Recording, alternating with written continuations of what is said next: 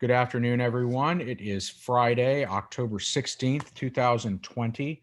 I'm Keir Murray, and I'm joined by Dr. Richard Murray from the University of Houston to talk about the presidential election that we are now in the midst of in Texas. I want to spend a lot of time on what's going on in our state because I think the fact that we're voting now makes that a lot more relevant. But let's quickly talk about the national scene, as it were. This is in the last week, we've seen a number of polls come out showing perhaps that Joe Biden is expanding his lead a little bit nationally. Battleground states seem to be coming back polling wise in pretty good shape for him. What's your read on where the race is now? Is it as stable as it's been, or are things changing down the stretch? I think they're getting a little bit more favorable to Biden. He was already favored to win the election before this week, but uh, we had the town halls last night. That went, I think, fine for Biden, just so for Trump. Uh, Across the country, we are getting a definitive answer to one of the great questions most of us had. How would this COVID-19 virus greatly depress turnout? Back in 1918, in the midterm election, turnout was very low in the middle of the pandemic 100 years ago. We're getting a definitive answer from around the country and here in Texas. That's not going to be the case in 2020. Turnout is quite robust and particularly encouraging to Democrats. Yeah, and I read, you've often cited Michael McDonald at the University of Florida, who runs the U.S. Election Project, is kind of considered the turnout guru in the United States, and he tracks this stuff on a daily, if not more, multiple times a day basis, updating his site. I think last I checked that we were in the 22 million voters have already voted in the U.S., and then someone pointed out that at this same juncture 4 years ago we were at about 1.5 million. So that suggests much more intense interest in the election and participation, including in a number of battleground states like Florida, like North Carolina, like Wisconsin, and others, and now we're seeing in Texas as well. Uh, One of the fascinating things we've also discussed that's an unusual situation is the lack of resources that seem to be available to the incumbent president to compete on a media buy basis. We saw that the Biden campaign announced they raised $383 million, I believe, in September, just a staggering amount of money. In addition, we saw many candidates for the United States Senate around the country, including here in Texas, post very robust fundraising numbers for that period. What do you make of that and the sort of the resource deficit that at least the Trump campaign seems to face vis-a-vis competing with Biden down the stretch here in the last couple of weeks? Well, obviously Biden's in a far better position financially. Uh, that doesn't win you the race, but it probably gives you an extra point or two. It means that he's probably got a pretty good chance of exceeding in some states his poll numbers, because obviously money is not a problem for this campaign down the stretch, and it is a problem for Trump. And Trump, of course, after musing about putting some of his own money in, that's not going to happen.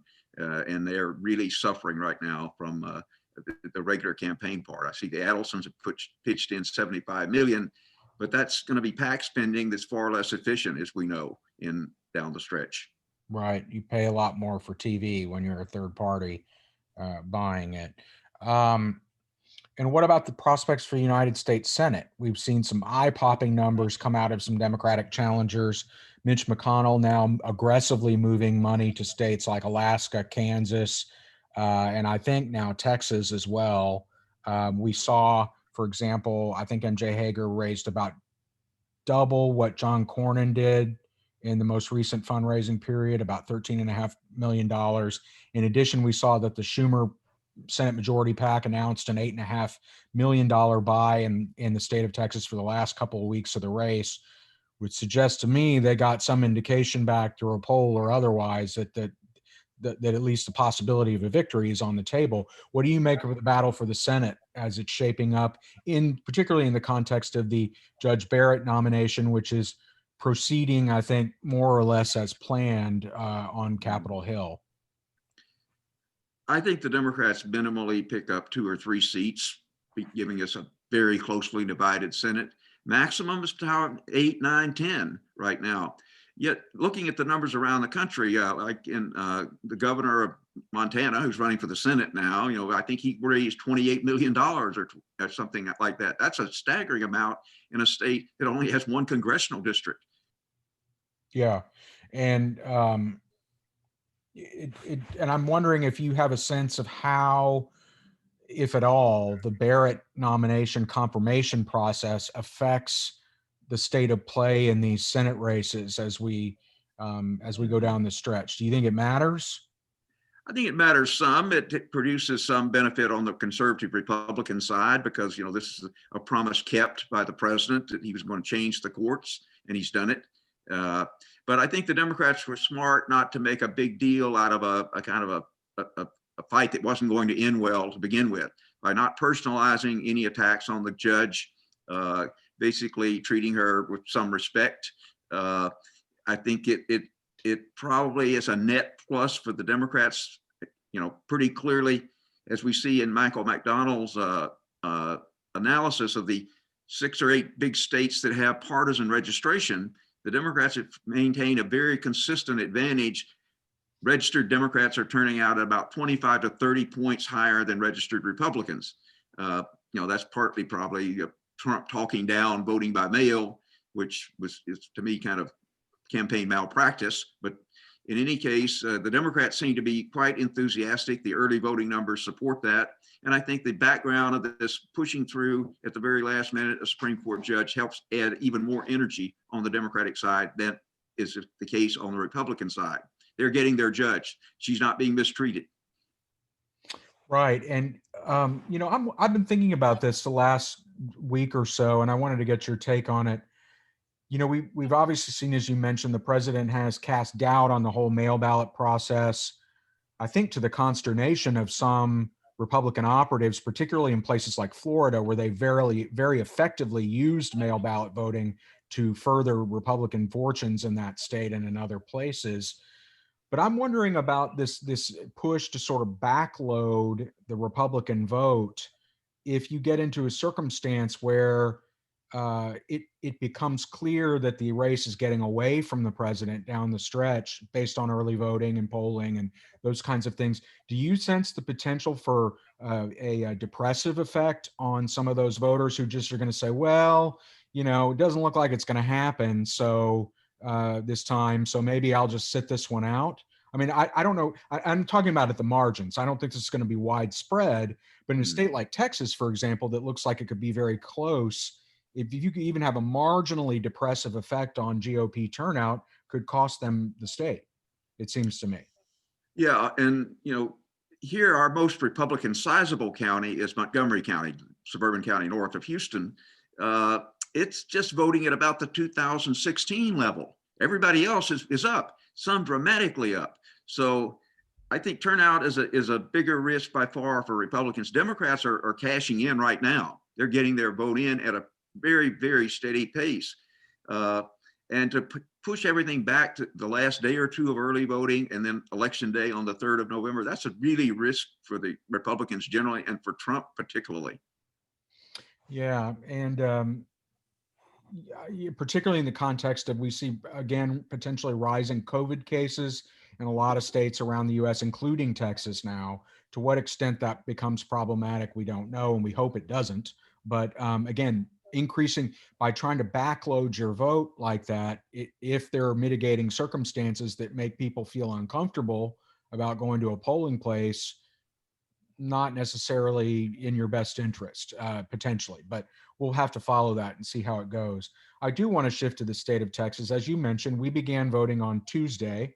We have about 17 million registered voters in the state. I think just under that. Haven't seen a final number from the Secretary of State, but it looks like I know they're still sort of adding people around the state who registered late.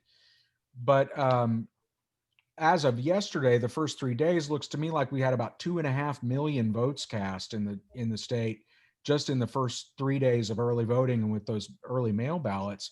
Pretty remarkable turnout this early, and led by our county of Harris, which has about 2.5 million registered voters. and I think, based on what's happening today, is likely to pass 500,000 votes cast by 7 p.m. this evening. Remarkable for Yeah. our county. What do you make of the early voting so far in Texas and what that might mean for the state? I think it's a clear red flag warning for the Republicans in the state, who, as we noted many times, have not lost a statewide election since 1994. But this electorate is very different than the electorates of previous general elections.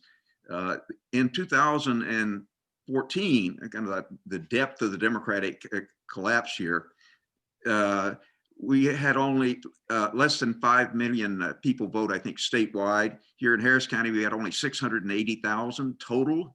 Well, we're going to be, way beyond that in just the first few days of early voting. So it's a very different electorate. It's more diverse. It's younger, and it's, I think, big trouble looming for Republicans statewide. And I think that's why we're seeing, for example, a ton of new money coming in to try to save Republican Congress members and the Senate seat. Yeah, and we've seen a kind of variation in turnout around the state in some of the big counties, but the biggest changes had been in places like Harris and then a couple of the suburban Dallas counties. And what do you think the increased turnout in those areas specifically may mean for the state? I think it's trouble for Republicans. These are the counties that, for example, have the largest Asian American vote, which is one of the fastest growing segments. That's Denton County and Collin County north of Dallas and Fort Worth, and here Harris County and Fort Bend County. Fort Bend has some technical problems. They're lagging in turnout, but they'll catch up, I think. But yeah, Denton is up almost 100%. And that's just an extraordinary jump. Now, to some degree, these counties might vote themselves out and not have a lot left in the tank for election day, but they're going to go way beyond the 2016 election that Trump won here by 8 or 9 points. He's not going to win by anything like that margin. It is a real danger of losing the state now.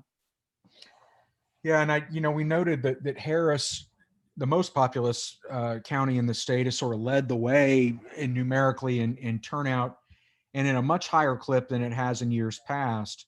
I think a lot of that is down to an increase in hours, an increase in locations, an increase in options such as drive-through and curbside voting that had not been available previously in Harris County. And the county clerk and commissioner's court have made a lot of those options possible for people in Harris County. But I wonder if my sense is that, frankly, Harris County for many years punched below its weight in terms of its voting relative to its population and even its registration figures. It seems now to be carrying its weight a little bit more proportionally to other big counties around the state. Is that your sense? That's what's going on? Yeah, that's my sense. And of course, we've gone from being an extremely competitive county in, say, the first decade of the 21st century, even in 2012 in the Romney Obama second race, our county was a dead heat. We had about 1.3 million votes cast, 1.2, and the difference was less than 1,000 votes. 8 years later, we're a landslide county. I'm projecting that Harris County votes 63% for Biden. Wow. And he comes out of this county with minimally a 300,000 vote lead. Again, a county that Romney lost by 1,000 votes. Trump's on track to lose it by over 300,000. And if this turnout booms even greater, 400,000. At that level, he probably can't carry the state. Wow, that would be remarkable. I also want to add that my own sense is that part of what's fueled the turnout in Harris County have been sort of continued legal and other efforts to throw a wrench in these expanded participation efforts, whether it's mail ballot drop boxes, sending mail ballots to all Harris County voters, trying to eliminate curbside and drive-through voting because saying people aren't eligible for it. My own sense is that that's backfired on Republicans here, that they've just angered a lot of voters, and particularly Democratic voters in Harris County, who feel like the establishment in the state is just trying to make it more difficult for them to vote, which I think has only increased their resolve to show up in droves early. And, without getting into too much detail, I look pretty carefully at the early voting, including some pretty high level modeling of the voter file that goes on. And the Republicans are not in good shape based on the early voting that's happening in this county so far. They may be able to close the gap over the next couple of weeks, but the truth of the matter is there are twice as many high score Democratic voters in Harris County as there are Republican voters. So the higher this turnout goes, the worse it is for them. The only way they can thrive in a county like Harris is with low participation. That doesn't seem like it's happening right now. And I wonder if some of those litigation and other efforts by the governor and people in the state Supreme Court have affected people that way. Do you have any thoughts about that? Well, I think we've got a classic juxtaposition emerging in our state. We've seen it on many issues where virtually all the big metro areas and the central cities are being run by Democrats now. And the legislature and the governor and all the executive offices in Austin are all Republican. But if you have to make a trade-off, I think the Democrats are better off controlling the government in Harris County, which is aggressively, again, opened up, almost 3 times as many voting stations, fought litigation in the state in numerous legal fights. And I think you were seeing the reward. One of the huge consequences of the Democratic comeback in 2018, yeah, they didn't win anything statewide. Beto came close, but they took over county governments like here and in Fort Bend County. And a Democratic county commissioner court which had not existed for 30 years here, is just very much more oriented toward doing everything possible to make voting as easy and convenient and safe as possible. Yeah, no, the interesting irony is that I think a lot of the funding for these expanded efforts came through federal CARES Act money, $30 million or something in that neighborhood, which may end up not inuring to the benefit of the incumbent president and some some Republican members of Congress, in this state. We'll have to see how that plays out. I did want to, one viewer had submitted a question beforehand about the U.S. Senate race. I think most of us have thought that Cornyn remained in a pretty good position down the stretch, more money, just a better, default position than his Democratic challenger, MJ Hagar. Things seem to have tightened over the last few weeks. She's raised a considerable amount of money. As I said, the national players look like they're getting involved in Texas. We did have a situation in a debate recently where Ms. Hagar was asked about her lack of support from her former competitor, Royce West, Senator of Dallas, and created a little bit of a public issue there. To what extent do you think that was an unforced error by her campaign, and how it might affect the race? Yeah, it looks like she's made a kind of rookie mistake. She has run for public office once before for a congressional seat. But, particularly when you win a primary, you should reach out to all your opponents, particularly a prominent African-American state senator. And she apparently did not do that. And he has sort of backhandedly saying he's going to vote the straight Democratic ticket, but he sure isn't doing anything to pump up interest. She's just awfully fortunate that I think Donald Trump is turning out African-Americans at record levels, and they're probably going to vote mostly straight Democratic. But she's going to lose a few votes that otherwise she should have picked up. And in a really close race, which I think that race now is probably heading to be very close, that could be the difference of losing by a few thousand or getting over the finish line. Because I think Cornyn still figures to run better than Trump. And, I think Trump's in the zone of the two-party vote of maybe getting only about 48%. But that means Cornyn, if he can boost that a little bit, then he can be returned to the Senate.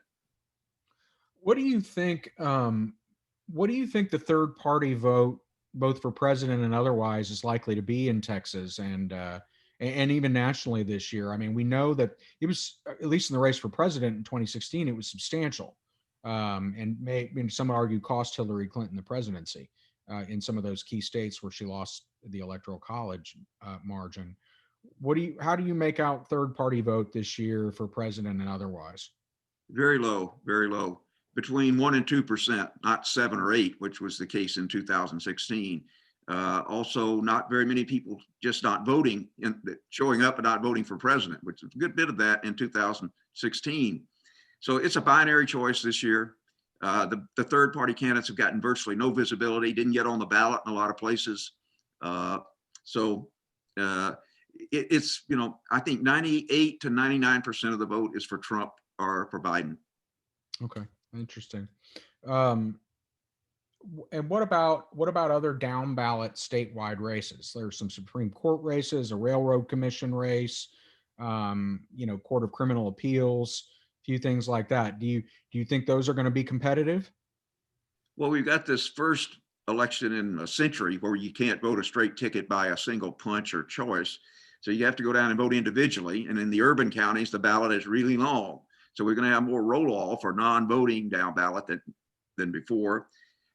It's just a great behavioral test. But, with a lot of people voting early and voting by mail, people probably will complete the ballot more than if everybody was trying to vote on election day, where the lines are likely to be quite long. But I think at the end of the day, behaviorally, most Texans will still vote a straight ticket, that they'll end up voting for virtually all the R's or all the D's. I live in a very ticket splitty neighborhood, but it's a rarity in Harris County. We have about a third of our voters here are ticket splitters, but that's extraordinarily high by comparison to virtually every other part of our county. And yeah, I think that's interesting. What about congressional races? We've got, I think, as many as 8 or 9 of these in the state that seem to be competitive, including a few here in the Houston area. I think most people think the Will Hurd seat that runs from suburban San Antonio along the border out to West Texas he chose not to run for re-election. People think that's a likely flip. And then there are some seats in the Dallas-Fort Worth, the Austin and Houston areas that look to be very competitive. What do you make of the race to pick up House seats, U.S. House seats in Texas? Well, Republicans had hoped to recapture the two formerly very Republican seats, the 7th and the 32nd, among the most affluent and best educated districts in the state that went Democratic in 2018. I think those races are now lost, that the incumbent Democrats, first termers, Allred in Dallas County and Lizzie Fletcher here, are on track to widen their margin of victory compared to 2 years ago. So I think all the risk is for the Republicans now. They have 7, 8, maybe even 9 seats that are at some risk of losing. I think minimally they're going to lose 2 or 3. That would be a pretty good day for Republicans if they can hold they've got there's 13 Democratic members and 23 Republicans. If they can win 20 or 21 seats, that's a pretty good day for them. I don't think they'll quite get there. I think that they're more likely to lose 4 or 5 congressional seats. And so in addition to the 23rd and what do you think are some that are likely to flip? The most likely in the local area is the Pete Olson seat. Olson retired, so it's an open seat. Republicans had a brutal primary, got a candidate out of it that was beat up by a very wealthy opponent who ultimately lost. So the National Party is having to brush a lot of money in here to try to damage the Democratic nominee who ran against Olson 2 years ago and lost by about 5 points. But this is a very fast changing district with sharp increase in Asian voting. And Mr. Kulkarni, the Democratic nominee, his father from India. So I think that's a pickup. I think the district that Marchand retired from in Dallas, the number 24, I think, 24 is likely pickup. And the 23rd is number 1. I think that's a seat that very likely goes Democratic. So those are kind of the minimal Democratic wins. The 22nd, the 23rd, and the 24th just happen to be numerically in sequence. But we've got a whole bunch of other seats. You've got this, this gerrymander that was drawn in 2011 was terrifically effective until it wasn't. And what's happened is there's been so much population growth and Trump driving a bunch of people that used to be Republican out. It's put a whole bunch of these seats at great risk, like the 10th district that stretches from Northwest Harris County all the way to Austin. Determined to deny Austin any Congress members, Republicans split Travis County 5 or 6 ways. But the county's grown tremendously. And in the 10th congressional district that McCall represents in Congress, that Austin area is going to cast a massive vote against him, maybe enough to knock him out. So seats that were supposed to be safely Republican when drawn 9 years ago, not. So it's a pretty classic case of kind of a plan outliving its usefulness. Yeah, and I think that hub and spoke thing from Austin, from Travis County, is interesting because you mentioned the 10th with McCall. You've got the 21st district, which is Wendy Davis is running against freshman Republican Chip Roy, which goes from Austin out toward the Hill Country and San Antonio area. Most polls have showed that race tied for months. Will be very, very close. You've got Roger Williams in the 25th congressional district, which runs from the Austin area up toward Dallas-Fort Worth, as well as John Carter, which runs from the Austin suburbs north toward Dallas-Fort Worth. I think that's the 31st congressional district. I don't know that all or any of those necessarily flip, but I think they're all pretty much regarded as being competitive, as are a number of others. And of course, one that people have followed here in Harris County, that's a Harris County alone district, is the 2nd congressional district, where Dan Crenshaw, kind of hot freshman Republican, looks like, he may prevail, but it's not guaranteed, right? I mean, based on the early voting and the polling, looks like it'd be a pretty close race. What's your thoughts on the 2nd? I think Trump loses the 2nd district. It's a well-educated district with a lot of upscale and ticket-splitting voters that are not going to vote for him. I think the race between Crenshaw and the Democratic nominee, a first-time candidate, but a good one, not raising as much money as he, but I think that will be very close. And Trump could take down Crenshaw in this district.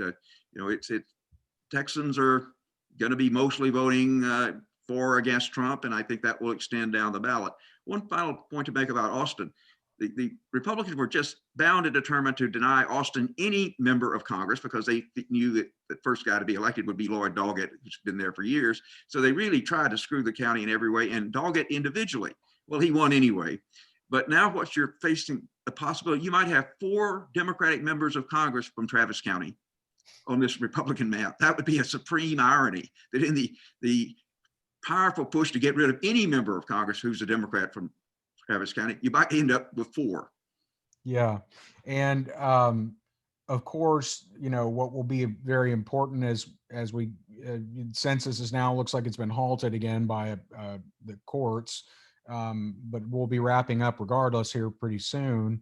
Redistricting, which has to happen after that census is completed, is slated to be done during the next legislative session here in Texas, which is supposed to begin in January of 2021, which of course makes the battle for the Texas House of Representatives incredibly important.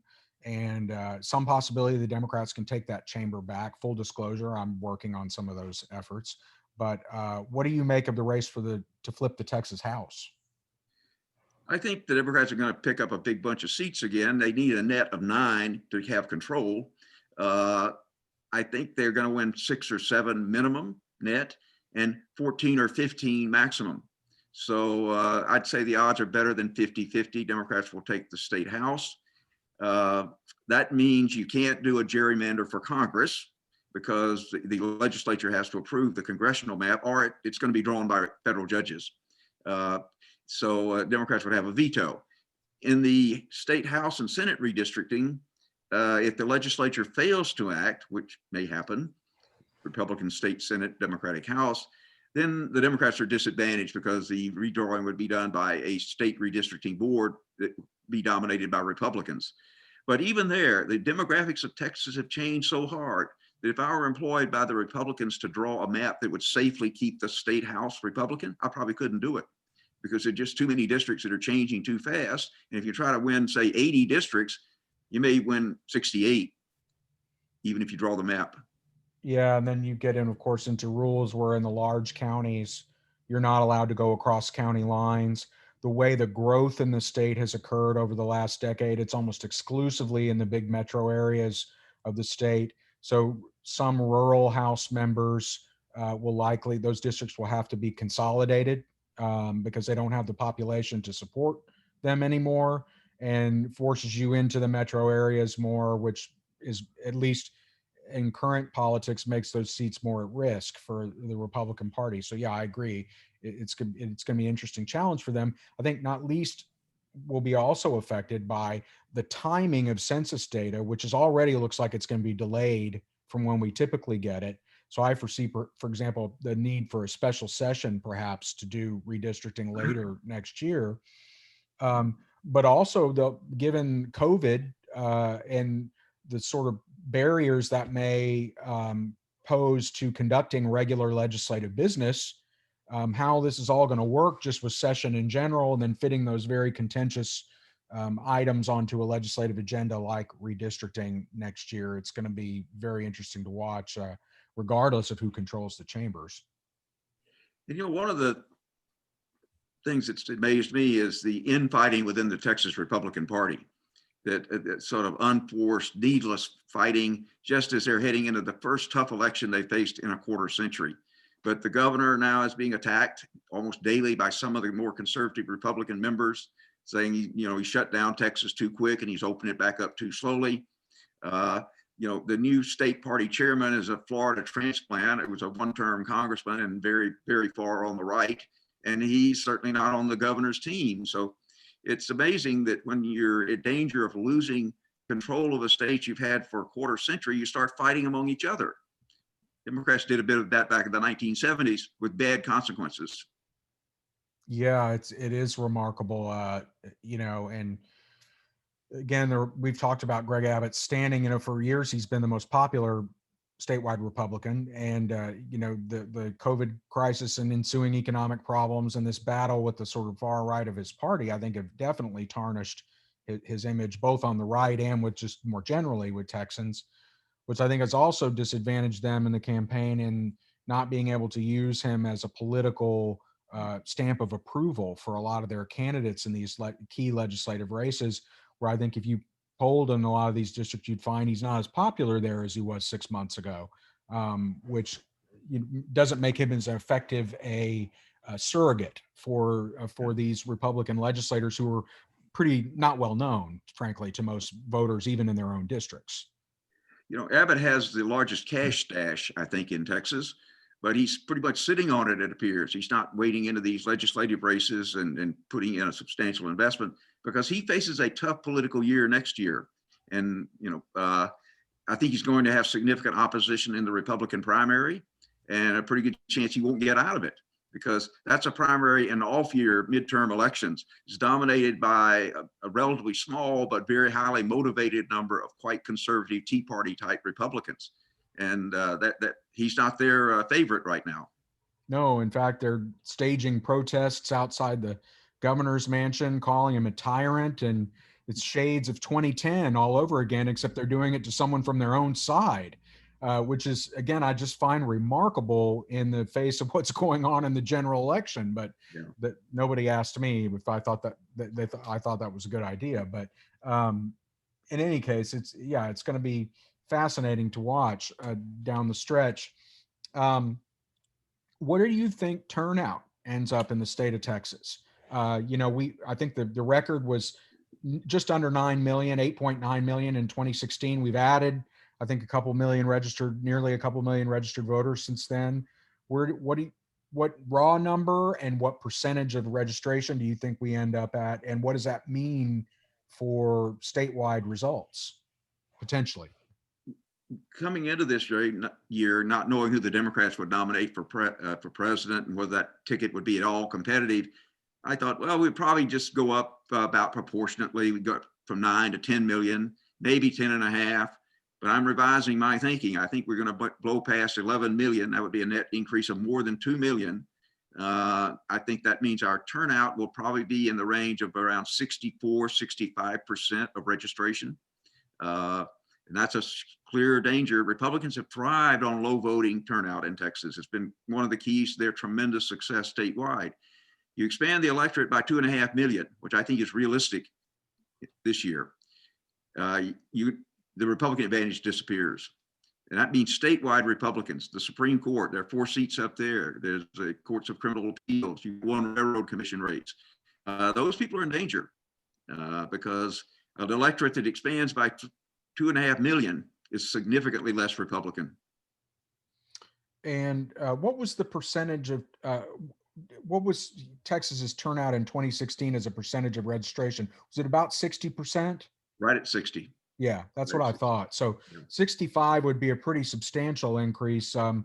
But again, I tend to agree with you based on the early voting we're seeing so far, which is, it's heavily populated by people who typically vote. But here in the Houston area, for example, we're seeing 25% of voters so far who don't vote much or haven't voted at all recently, in addition to about 2% of the voters so far who are look like to be their new registrants.